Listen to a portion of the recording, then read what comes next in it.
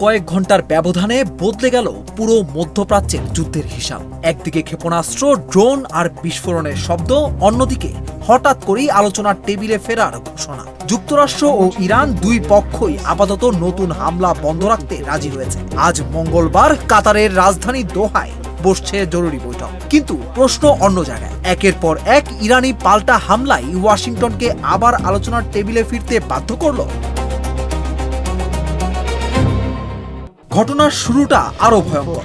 ইরানের Islamic revolutionary guard corps বা IRGC দাবি করেছে তারা কুয়েত ও বাহরাইনে থাকা 8টি মার্কিন সামরিক স্থাপনায় ব্যালিস্টিক ক্ষেপণাস্ত্র ও ড্রোন হামলা চালিয়েছে। তাদের ভাষ্য অনুযায়ী কুয়েতের আলী আল সালেম এয়ারবেস এবং বাহরাইনে মার্কিন 5th ফ্লিট সংশ্লিষ্ট স্থাপনাগুলো ছিল প্রধান লক্ষ্য। তেহরানের দাবি এই হামলা ছিল যুক্তরাষ্ট্রের সাম্প্রতিক বিমান হামলার সরাসরি জবাব।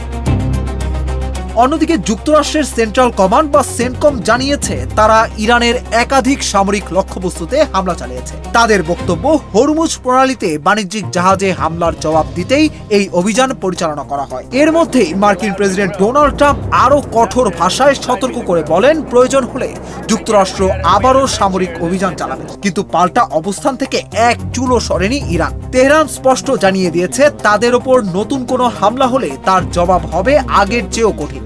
একই সঙ্গে তারা আবারও হরমুজ প্রণালীতে নিজেদের নিয়ন্ত্রণের অবস্থান পুনর্ব্যক্ত করেছে। তবে এই উত্তেজনার মাঝেই আসে সবচেয়ে গুরুত্বপূর্ণ কূটনৈতিক খবর। আপাতত নতুন সামরিক অভিযান বন্ধ রাখার বিষয়ে সম্মত হয়েছে দুই দেশ। এর পাশাপাশি মঙ্গলবার কাতারের দোহায় যুক্তরাষ্ট্র ও ইরানের প্রতিনিধিদের বৈঠকের পরিকল্পনাও নিশ্চিত করা হয়েছে। এই বৈঠকের মূল আলোচ্য বিষয় হবে হরমুজ প্রণালী দিয়ে জাহাজ চলাচলের নিয়ম, ইরানের বন্দর অবরোধ, নিষেধাজ্ঞা এবং চলমান সমঝোতা স্মারকের বিতর্কিত ধারা। তবে একটি বিষয় এখনো স্পষ্ট নয়। যুক্তরাষ্ট্রের পক্ষ থেকে বৈঠকের তথ্য নিশ্চিত করা হলেও ইরান এখনো আনুষ্ঠানিকভাবে একই ভাষায় এই সমঝোতার ঘোষণা দেয়নি। ফলে আলোচনার ভবিষ্যৎ নিয়ে অনিশ্চয়তা পুরোপুরি কাটেনি।